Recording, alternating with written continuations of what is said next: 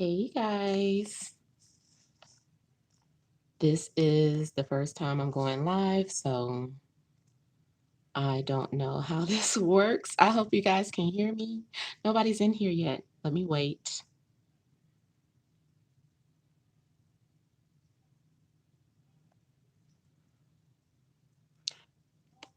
Hey boo. Hey y'all.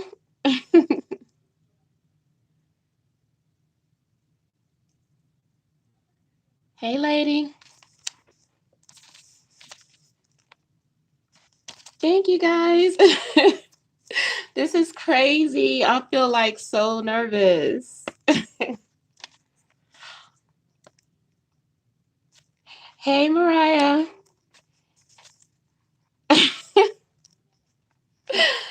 Thank you, Southern Mystic. I am nervous actually. I was just waiting to it is. Well, it's 1:33 my time, but still. Hey, I'm trying. It's crazy because I used to perform on stage and it's like now I'm just in my room. Nobody's in here, but I know people are looking at me, so I'm just like hey.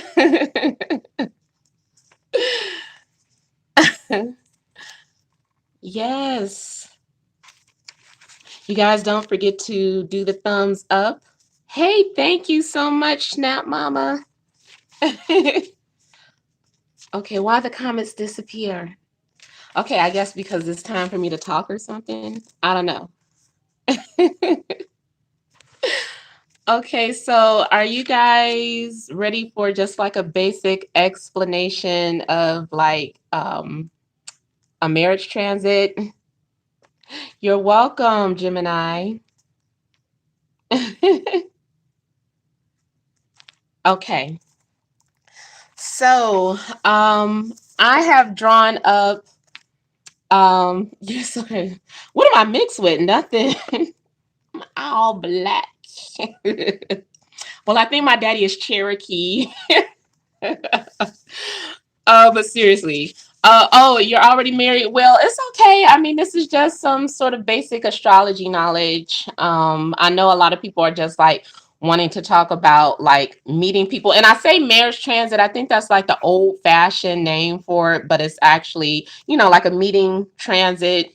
The day you sleep with somebody, whatever the case, is still a meeting and or marriage transit. So I know I keep reading the comments. Okay.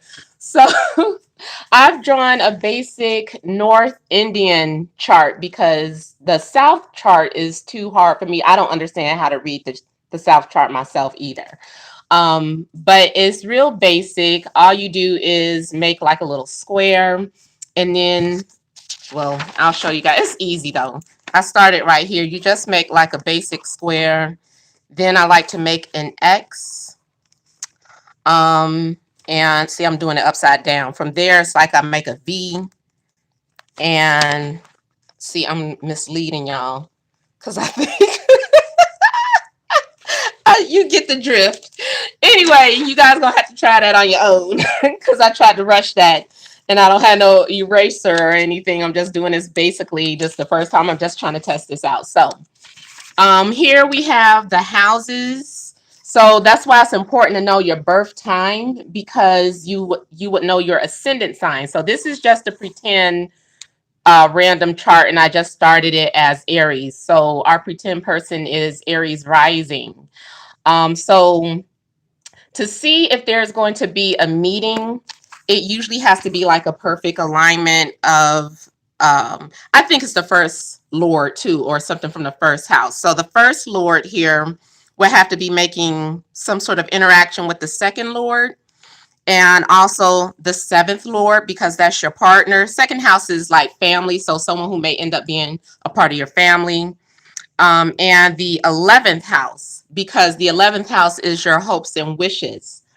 So anytime those planets are making some sort of aspect or crossing or transiting one of those houses, you can meet someone. So what I mean by that, so let's say for instance, we have Aries as the first house. So Mars rules Aries. So Mars could be transiting the second house, or the seventh house, or the 11th house. And we have the second house is Venus. So Venus will also be transiting maybe the second house or even the first house, the seventh house, or the 11th house. The seventh house is also ruled by Venus in this case. So Venus could be in any of those houses as well. And the 11th house here is ruled by Saturn. So, like, say if Saturn was transiting the second house or the seventh house or the 11th house as well. So it's like any of those combinations would bring about you meeting someone. So let's just say you had, let's say, Mars and Saturn transiting the second house, and then we have Venus transiting the seventh, and even we can include the first house here. Oh, we have that. So anytime they're transiting a house, it doesn't matter. One of these main houses, and I've, like I said, I've even seen it transiting the first house. Like my seventh lord was transiting the first house the first time I entered like a really serious relationship. But it was also happening from the moon chart. So when something is happening from your moon chart, you basically just turn the chart so that your moon becomes the rising sign. So if you have moon in Scorpio, for instance, and happy birthday, Scorpios, you would make Scorpio your first house, and then you would keep the planets the same. It's just that the houses change, and you read from that way. So then in that case, it would be 8, 9. So we're looking at Mars and Jupiter, and then Venus in that case. I mean, y'all, my my planets be off, so I have to slow down and think about it. But I hope you guys are understanding what I'm saying. You guys get it? What I'm getting at? You can look at a lot of YouTube videos. I always go to Capiel Raj. That's where I got all my knowledge from. Thank you. I got all my knowledge from Capiel Raj. And I also go to, I think Joni Patry is her name. She might teach some things like that. But you can find like a lot of people who like really go hard in astrology, that can break stuff down on YouTube. I did a lot of Googling. I did not get any books to learn this stuff. I learned everything on my own because I'm so Scorpion obsessed. I have so many planets in Scorpio. So it makes me want to dig deep and keep digging and digging and digging until I understand things. So yeah, I mean, I hope that is just making sense to you guys though. So I just wanted to give like a basic breakdown of how to see a marriage transit because I posted it on my Instagram and I didn't know if you all would fully understand it or not. I'll try. I'm trying here. And I know you guys keep saying you like my insight. Oh, I'm getting a call. Hold on. I hope y'all still there. Yeah, I know you guys are saying you like my insight, but I'm just still like, I don't know if I'm ready to teach, but I'm gonna try and have maybe be more organized so that I can have some more examples. Did you all have like a question or something?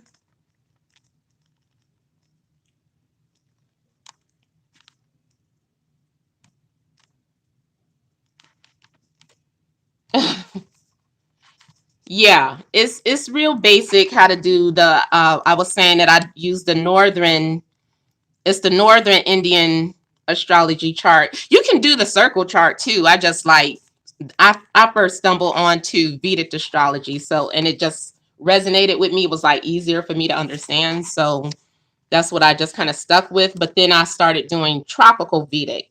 And in tropical Vedic, you keep your Western sun sign, but it's like still the same Vedic principles and stuff. So I hope so. Thank you, Gemini.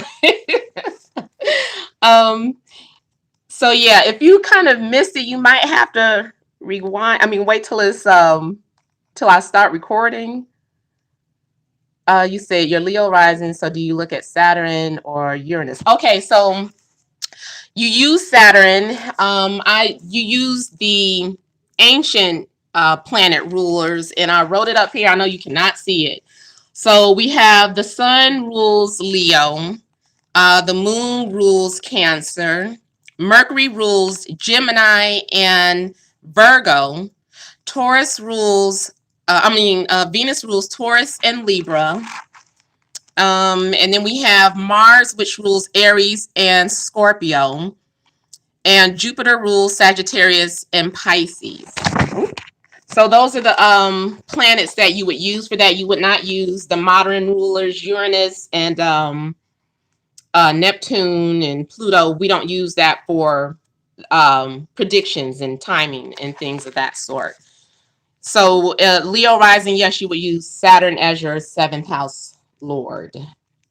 And lords are the rulers of the houses. I'm Leo rising too, by the way. You're welcome. So yeah, that's basically all that I wanted to get out for you guys. Any other questions before I hop off? Yeah, if you were Pisces rising, then you would check Jupiter. So your 7th house would be Virgo. You would check Mercury, 6, 7, 8, 9, 10, and then Saturn. So yeah, you would check those planets for making some sort of interaction across these houses or interaction with each other. See, that's another thing. There's no interceptions in Vedic astrology. It's whole signs.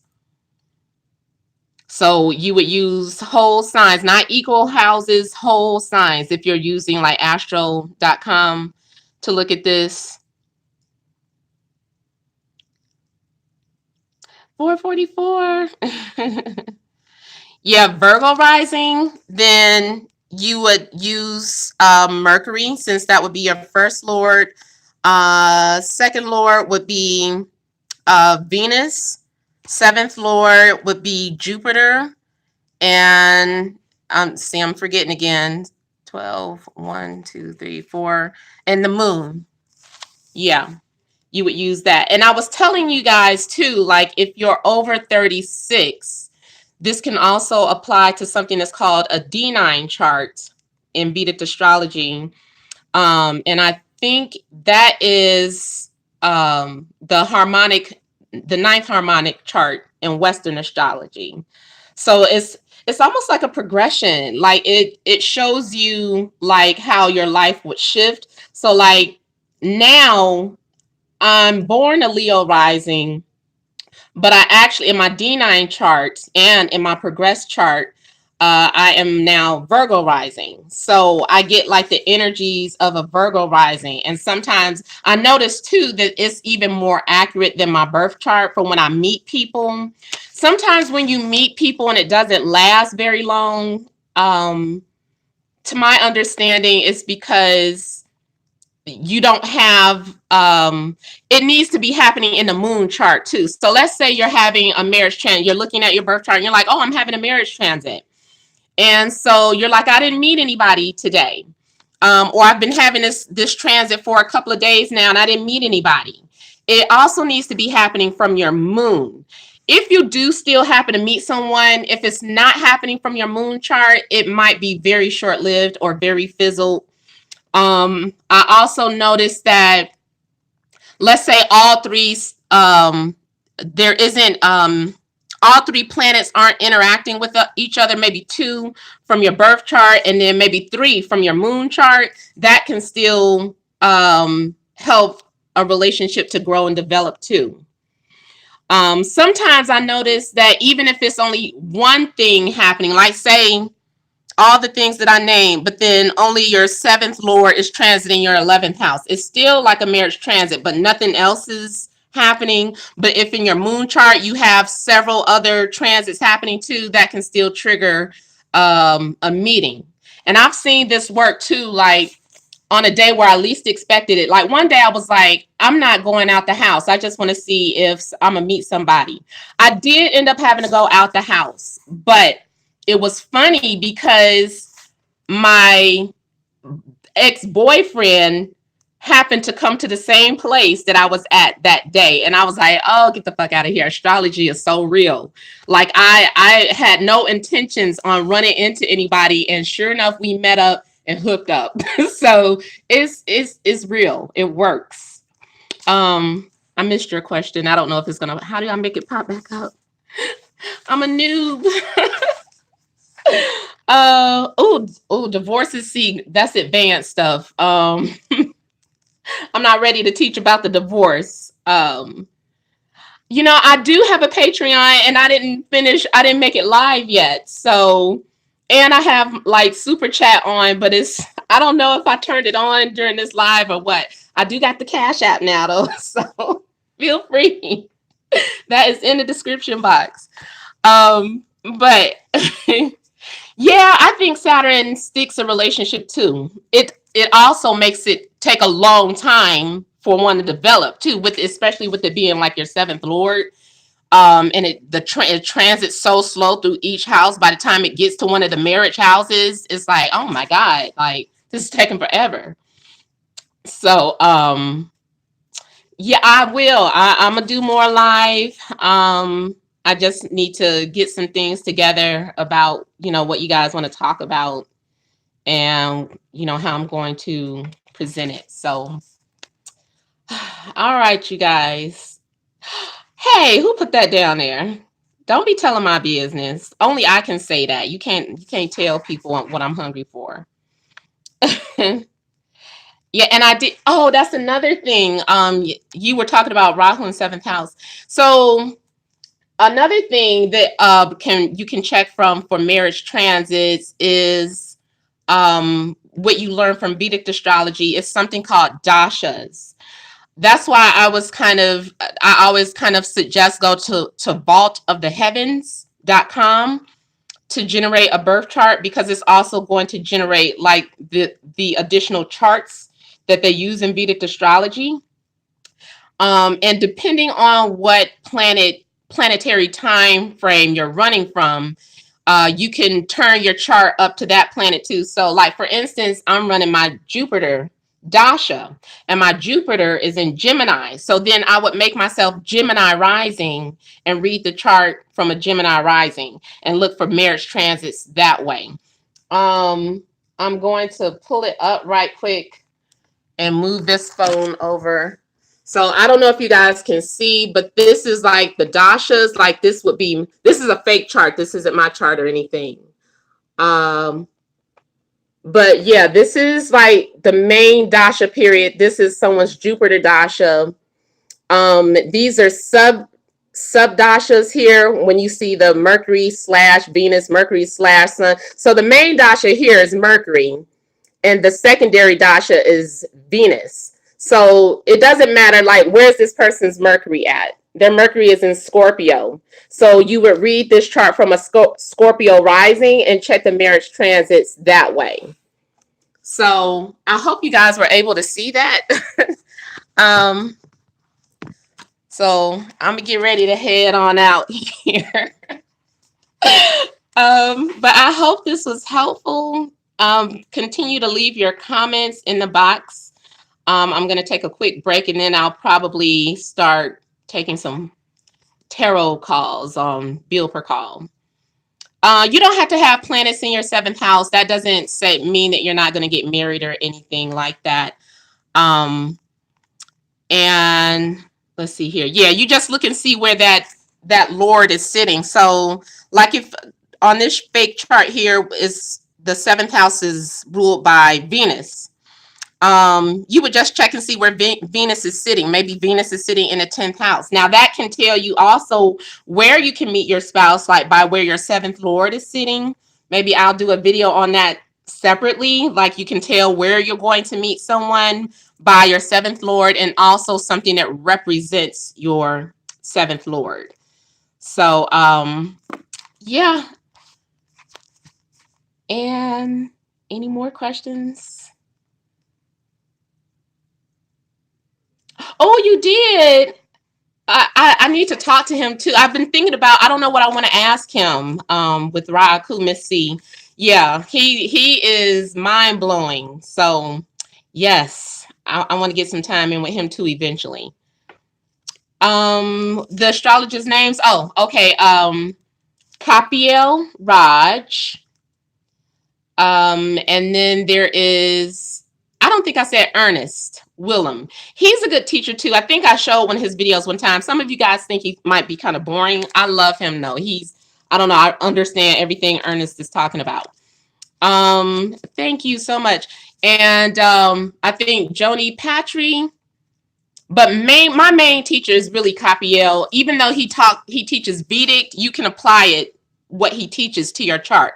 Every single thing. If you and he still has all his videos up from 2012, so you can scroll on down and he has like everything. He has like his little board out and everything. He shows you from the beginning, and then he talks about just many different things. So, yes, he has taught me so much. I know. I wish you guys happy birthday, Sunshine. All right. So I'm going to head out. Thank you guys for tuning in on my first live. Many blessings to you all. I hope I'll turn this off right. It's like I'm going to still be talking.